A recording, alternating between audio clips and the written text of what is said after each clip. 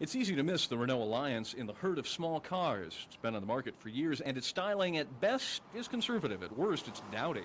But underneath that plain Jane exterior is a car you might like. The Alliance is built in America by American Motors, but the design is French, and that's good and bad.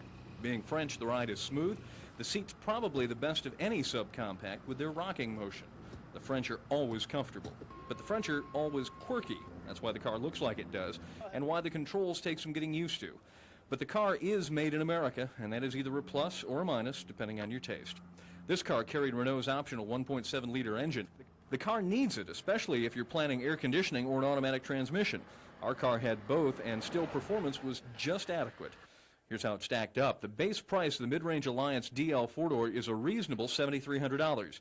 Now, our test car carried almost every conceivable option and priced out at a whopping $10,000. Mileage ratings were a little low for a subcompact. I'd recommend the 5-speed transmission, which bumps up the mileage by at least 30%. Now, what did the staff like? Well, almost everybody loved the seats. They rock, they adjust, they just feel good. The staff felt the car was easy to get around in traffic. It also liked the interior quiet and the roomy trunk. What the staff didn't like was the price. $10,000 is a lot of money for any small car. The back seat was too tight. The styling, uninspired. Based on price, the value rating was just slightly above average. Even more telling is the overall rating, an identical 3.1.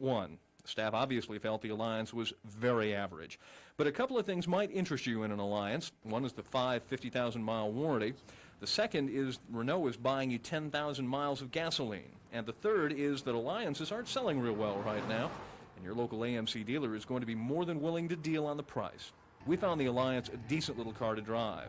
It's a car you sort of like, but you can't really think of any reason why you should. Perhaps the best way to describe the Alliance is a delightfully boring little car. Ed Martell, Channel 5 News.